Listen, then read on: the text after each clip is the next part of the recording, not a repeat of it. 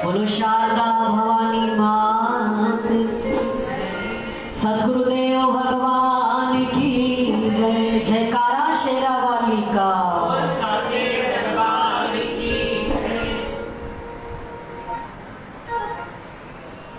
श्रद्धे उपस्थित सज्जन,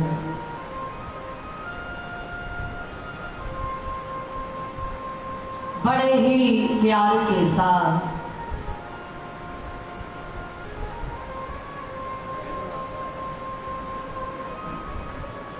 महापुरुषों के दरबार में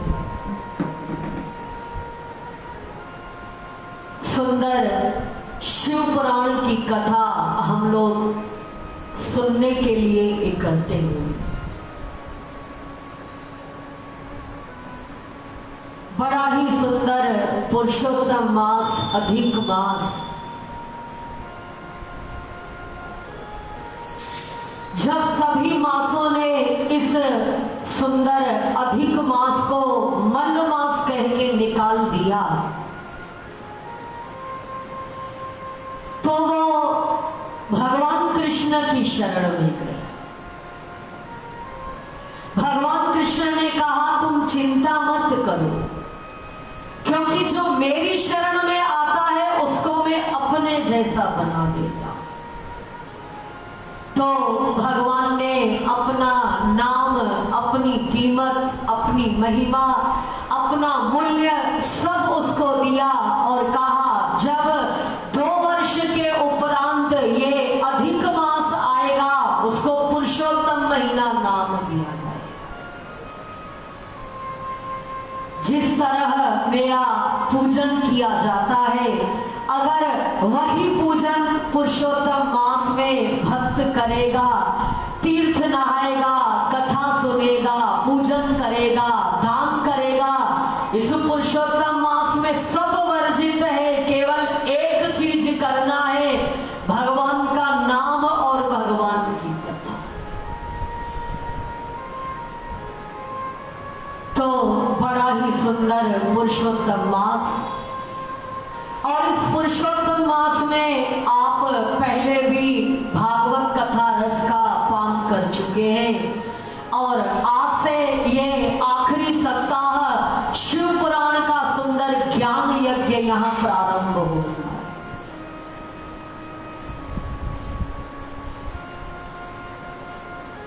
सुंदर प्रयागराज तीर्थ, सब कथाएं सूजी महाराज नैमिषारण्य में कही, लेकिन ये शिव पुराण की कथा उन्होंने प्रयागराज पर कही। श्री प्रयागराज जी तीर्थों का राजा, गंगा यमुना सरस्वती का त्रिवेणी संगम और सुंदर ब्रह्मलोक जाने का सुलभ एक मार्ग। उस सुंदर तीर्थ पर बहुत सारे सत्पुरुष, वेदांती, ज्ञानी, योगी सब इकट्ठे हुए सबने कहा आज से हम लोग यहाँ एक ज्ञान यज्ञ प्रारंभ करें।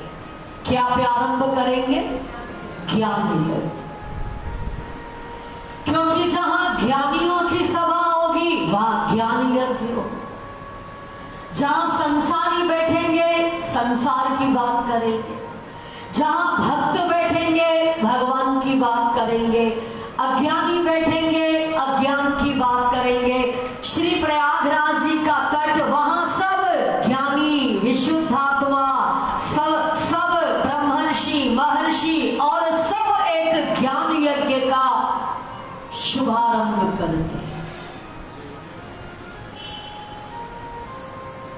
जैसे ही ये शुभ समाचार श्री सूत जी महाराज को भी, श्री सूत जी महाराज भी वहां पहुंच जाते।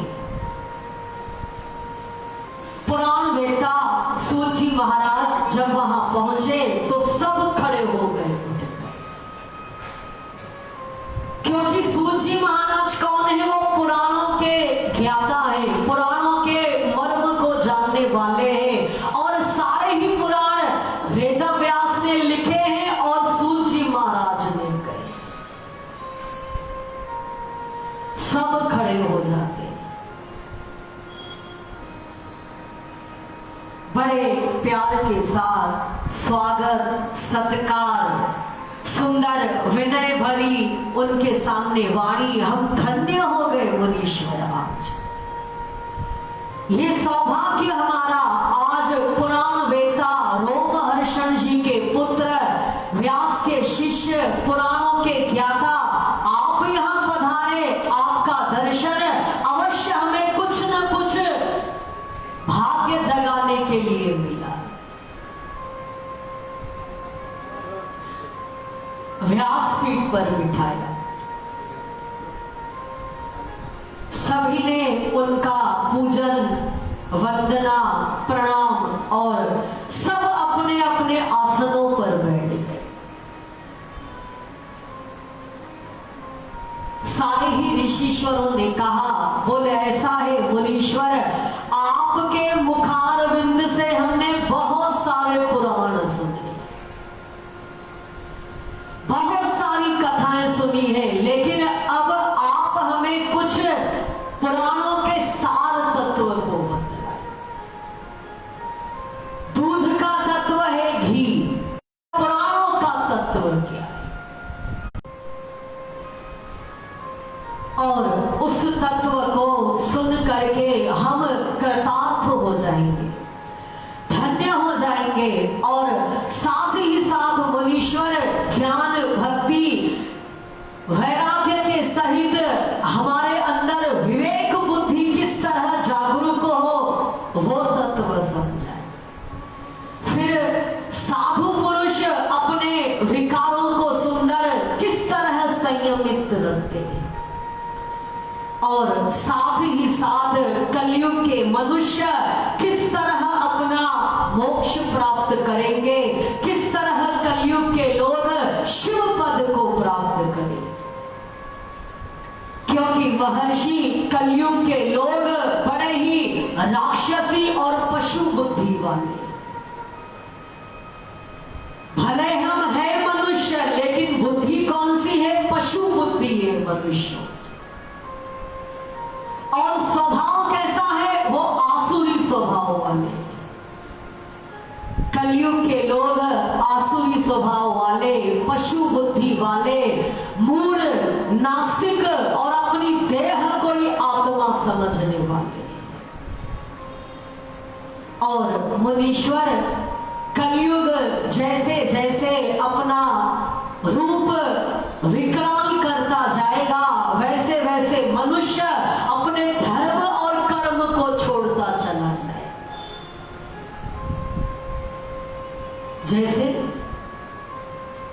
ब्राह्मण क्षत्रिय वैश्य और शूद्र, चार प्रकार के वर्ण इस संसार के अंदर जाति में उत्पन्न होते हैं। कुछ ब्राह्मण है, कुछ क्षत्रिय है, कुछ वैश्य है और कुछ शूद्र है। सब मिलाकर के मानव जाति बनती। मनुष्य अपने अपने निज धर्मों का परित्याग कर देंगे। मतलब ब्राह्मण पंडिताई नहीं करेगा। ब्राह्मण का क्या अर्थ है? ब्रह्मेव जानाति इति ब्राह्मण, जो ब्रह्म को जानता है, जो ब्रह्म ध्यान में लीन रहता है, जो त्रिकाल संध्या करता है, जो वेदों का अध्ययन करता है, जो आत्मा में ही संतुष्ट रहता है, वो ब्राह्मण होता है। कलयुग के ब्राह्मण कौन से होंगे? वो पेट भरने वाले होंगे। कलयुग के ब्राह्मण ढोंग पाखंड करेंगे। कलयुग के ब्राह्मण वेद मार्ग का सुंदर अनुकरण नहीं करेंगे, वो पेट पर भरने के लिए वेद का अध्ययन करेंगे। क्षत्रिय बलवान नहीं होगा, क्षत्रिय में शौर्य नहीं होगा। क्षत्रिय क्या होगा? केवल अपनी वाणी के द्वारा वो अपने राजा पद का उपयोग करे।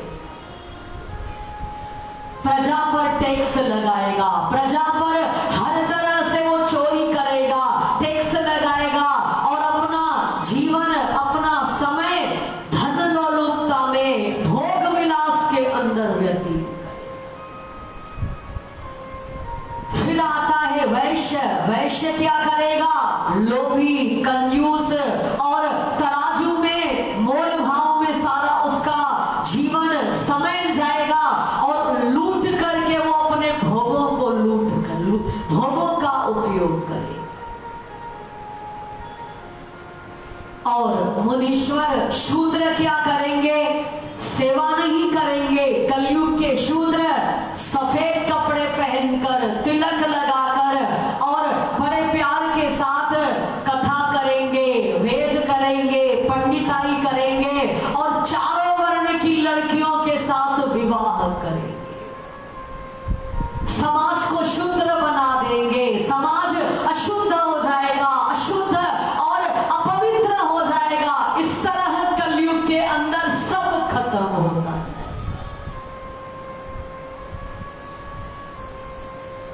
और धीरे धीरे कलयुग के पुरुष पराई स्त्रियों की ओर देखें। और स्त्रियां कैसे होंगी? स्त्रियां पति की सेवा नहीं करने वाली होगी, पति का आज्ञा नहीं मानने वाली होगी। वो पति को मात्र एक भोग सुख के लिए, एक धन के लिए वो पति का उपयोग करेगी। सास ससुर की सेवा नहीं करेगी, स्वेच्छाचारिणी होगी, अपने हाव भाव में लगी रहेंगी, कुंठित विचारधारा वाली होगी और हर जगह स्त्रियां अपना स्वच्छंद विचरण करेंगी। ये कलयुग की स्त्रियां ऐसी। धीरे धीरे धीरे हर तरह मनुष्य अपने धर्म और कर्म का परित्याग करेगा। इसलिए मूढ़ होगा, अविवेकी होगा, नास्तिक होगा, शठ होगा, हर तरह के अपने अपने नास्तिक पंथ फैलाएगा और कहेगा यही सब भगवान है। सारे ही शौनक आदि ऋषीश्वर सूत जी महाराज से कहते हैं, महात्मन हमारे अंदर ये सोच करके, देख करके बड़ा ही एक विषाद पैदा हो रहा है। ऐसे पापी कलयुगी लोगों का उद्धार किस तरह से आखिर होगा? उनका पाप किस तरह धुलेगा? वो सरल आप साधन बतलाइए। फिर कोई आप ऐसा सुंदर कल्याणकारी मार्ग बतलाइए, जिस कल्याणकारी मार्ग पर, सरल मार्ग पर चल करके कलयुगी मनुष्य मोक्ष को प्राप्त कर सके। शौनक आदि ऋषीश्वरों ने जब सुंदर ये सवाल श्री सूत जी महाराज के आगे रखा तो उन्होंने बड़े प्यार के साथ सुंदर इस शिव पुराण की कथा का उन्होंने आरंभ किया है। बोलो शंकर भगवान की, उमा महेश्वर भगवान की जय, बाबा की, पुरुषोत्तम भगवान की। शिव चरणों में मस्तक नवाया। बड़े ही प्यार के साथ शौनक आदि ऋषिश्वरों सारे ही पुराणों का सार तत्व है महाशिव पुराण की कथा। 18 पुराण है, उसमें 2 पुराणों की संख्या सबसे ऊपर आती है, एक श्रीमद् भागवत महापुराण और एक महाशिव पुराण।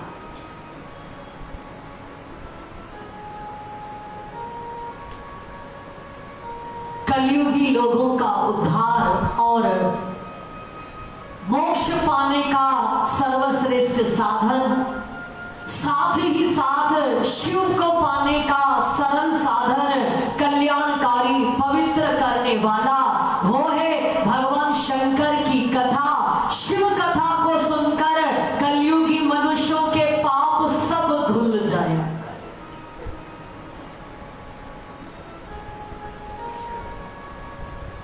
लेकिन शिव कथा किस तरह सुनी? ये तो उन्होंने कहा कि शिव कथा को सुनो और हमारे पाप दूर हो जाएंगे, पवित्र हो जाएंगे, शिव तत्व मिल जाएगा, कैलाश मिलेगा मरने के पश्चात। लेकिन कथा किस तरह सुननी चाहिए?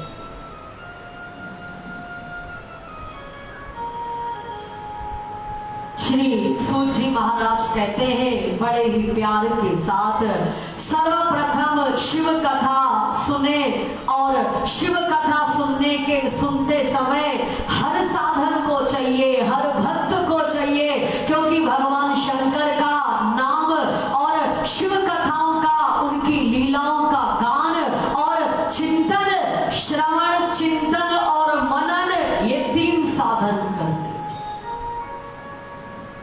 कथाओं को सुने, खूब सुने भगवान शंकर की कथा, कृष्ण कथा को, शिव कथा को एकांत, एकाग्रता और प्यार के साथ श्रद्धा प्रेम से श्रवण करें, फिर लीलाओं का गान करें और चिंतन करें। श्रवण, कीर्तन और चिंतन, ये 3 साधन बतलाए।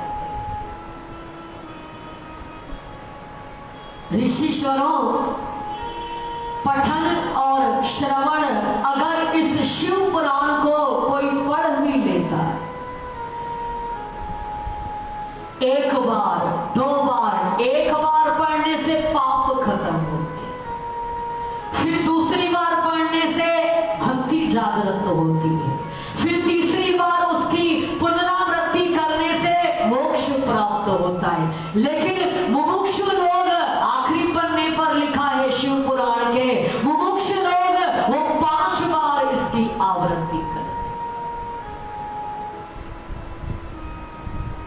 पढ़े शिव पुराण को, रोज अपने घर के अंदर गीता का 1 अध्याय, श्रीमद् भागवत शास्त्र का 1 श्लोक और शिव पुराण का 1 अध्याय या 1 पैराग्राफ, ये अवश्य गीता, श्रीमद् भागवत और शिव पुराण, ये हमारे घर में अवश्य रखने चाहिए।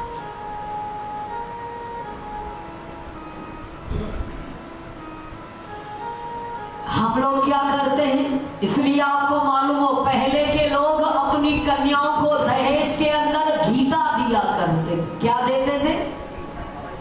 अब तो देने वाले देंगे तो लेने वाले लेंगे भी।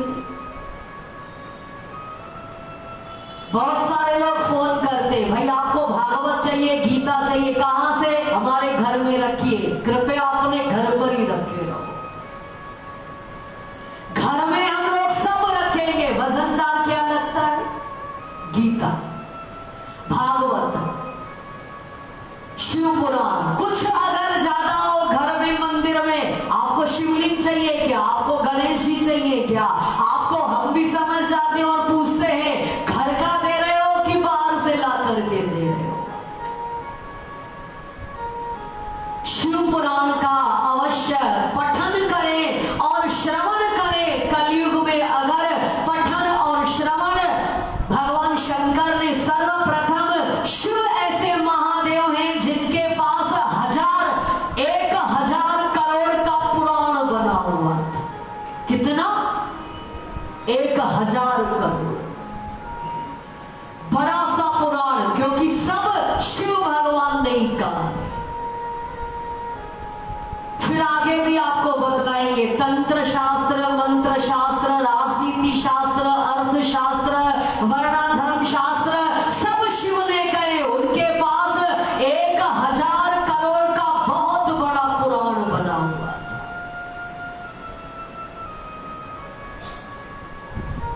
जब भगवान नारायण ने वेदव्यास का अवतार लिया, तो वेदव्यास मुनि ने उन 1000 करोड़ श्लोकों का उन्होंने 4 लाख में 18 भागों में विभाजन, 18 पुराण लिखे और 18 पुराण में 4 लाख केवल उन्होंने श्लोक। और चौथा नंबर महाशिव पुराण है, और इस शिव पुराण के अंदर 24,000 श्लोक है। कितने हैं? 24,000। 7 दिन की कथा है, कभी ना कभी पूछेंगे कितने श्लोक हैं? 24,000 श्लोक। और 7 संहिताएं हैं। श्रीमद् भागवत के अंदर 18,000 श्लोक और 12 स्कंद। महाशिव पुराण के अंदर 24,000 श्लोक, और इसमें स्कंद नहीं है, इसमें संहिता इस शब्द भरता हुआ। 7 संहिताएं हैं।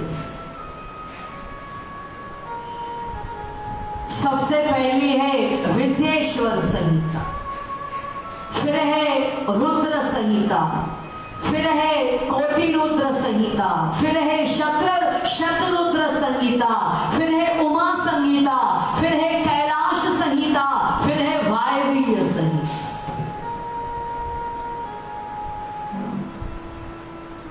साक्षात भगवान शंकर की वांग्मय ये मूर्ति। इस सुंदर शिव पुराण की कथा अगर हम लोग एकाग्रता के साथ श्रवण करते हैं तो निष्कामी हो, सकामी की इच्छा पूर्ण हो जाती है और निष्कामी को मोक्ष पद प्राप्त होता है, शिव पद उसको प्राप्त होता है। समस्त पुराणों का भालों का तिलक है, वेद के तुल्य है, साधुओं को अतिशय प्रिय है, कल्याणप्रद है और त्रिविध तापों का नाश करने वाला है।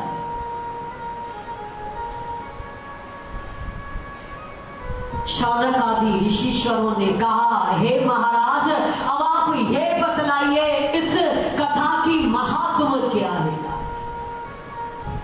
क्योंकि जो शास्त्र आप उठाओगे पहले उसमें महात्मा लिखा हुआ है। रामचरितमानस उसका महात्मा, भागवत पुराण धुंधकारी का महात्मा, धुंधकारी की मृत्यु हो गई। श्रीमद् भगवत गीता के तो हर अध्याय के बाद उसका महात्मा लिखा हुआ है। शिव पुराण का अगर हम लोग सुंदर पठन या श्रवण करते हैं, हमें क्या फल प्राप्त होता है?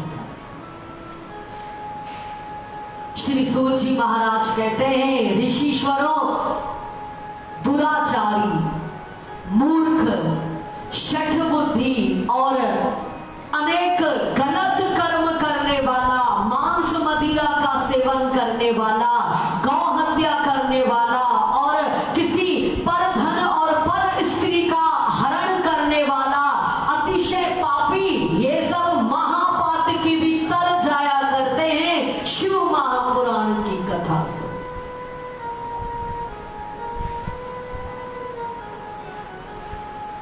बोले महाराज कोई उदाहरण है आपके पास? ये तो आपने कह दिया कि पापी, दुराचारी, पर स्त्री गामी, गुरु पत्नी गामी और स्वर्ण चोरी ये करने वाला, लेकिन कोई उदाहरण है आपके पास? बोले हाँ है। बहुत समय पहले समुद्र किनारे एक किरातों का नगर बसा हुआ था।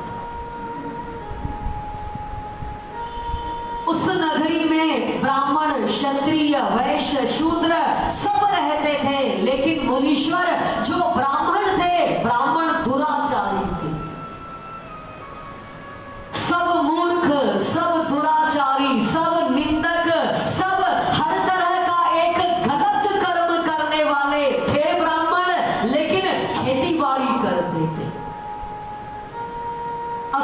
शस्त्र रखते थे, हिंसा करते थे। सब जब ब्राह्मण ऐसे होंगे तो और लोग कैसे?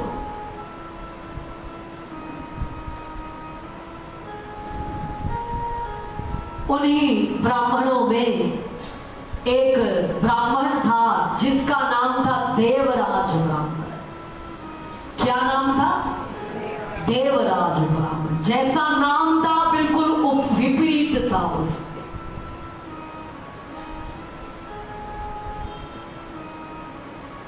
देवराज ब्राह्मण भी हिंसक, पापी और धन को लूटने वाला, वेश्यागामी, मांस मदिरा का सेवन करने वाला, हर तरह के दोष उसके अंदर थे।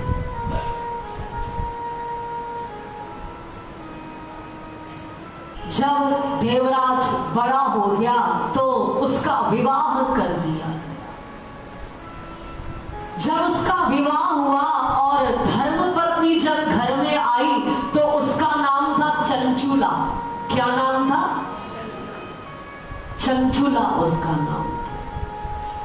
देवराज बड़ा ही एक हिंसक प्रकृति का था और एक दिन उसने अपना अंधविश्वास फैला के रखा था। सब उसको मानते थे, भाई ब्राह्मण है, ब्राह्मण है।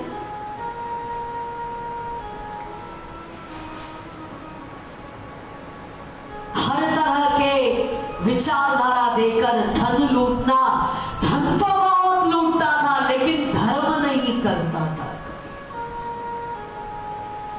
धन की शोभा धर्म से है। अगर हम लोग धनवान हैं और धर्मात्मा नहीं है, वो धन हमारे किसी काम का नहीं होता। एक दिन देवराज घूमने के लिए प्रयागराज पर आता।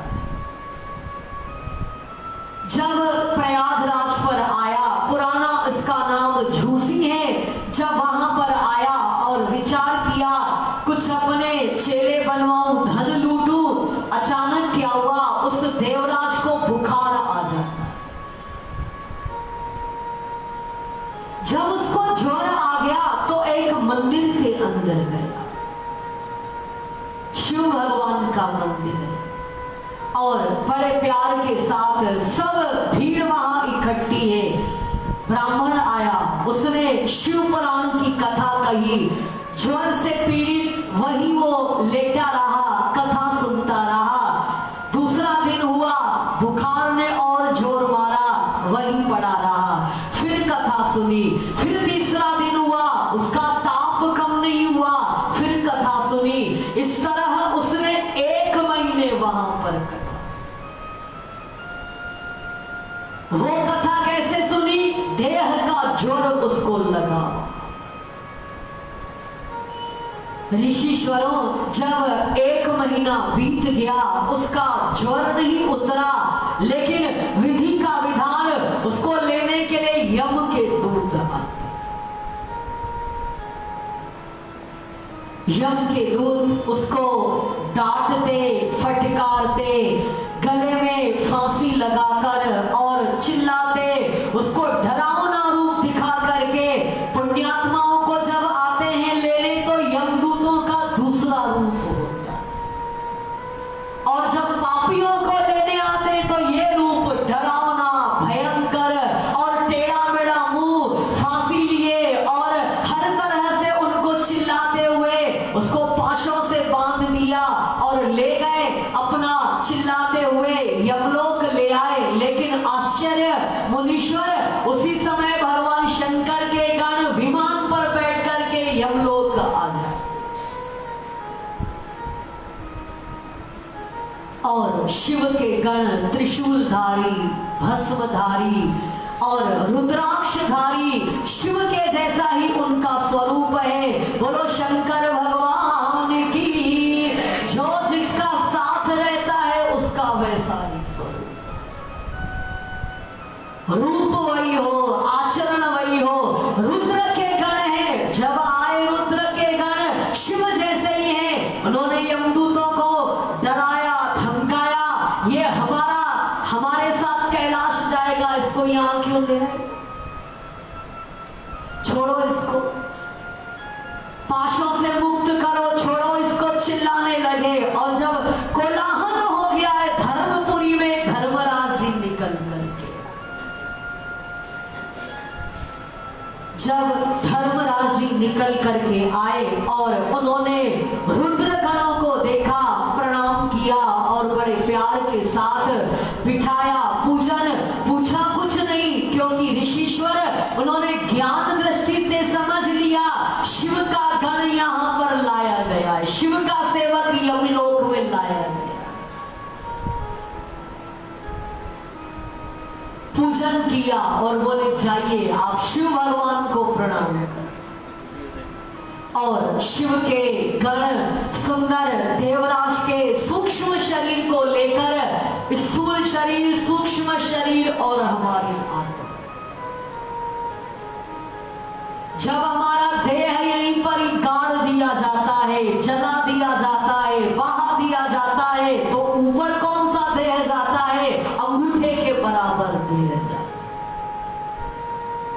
जिसको सूक्ष्म देह कहते हैं। अब अंगूठा कितना, कितनी हुई है देह, उसको भी 100 बरस सब रहता है, रूप रस पांचों उसके पास ज्ञानेंद्रिय रहती है। सूक्ष्म देह और आत्मा भगवान के लोक में निवास करती है। फिर जब हमारा प्रारब्ध भाग्य जिस जिस घर में आना है, तब तक आत्मा वहां पर निवास करे। ये आवश्यक नहीं है कि हम मर जाएंगे तो फिर तुरंत जन्म होगा, ये नहीं। जब फिर वैसा हमको स्थान हो, माता पिता हो, कुल हो, फिर हमारा जन्म होगा। सूक्ष्म देह को लेकर शिव के गण, रुद्र गण कैलाश पर्वत पर ले आते हैं और शिव चरणों में उनको डाल देते हैं। बोलो शंकर भगवान की। और देवराज ने देखा ये अनजाने में कथा और शिव नाम का ये महत्व है। शिव नाम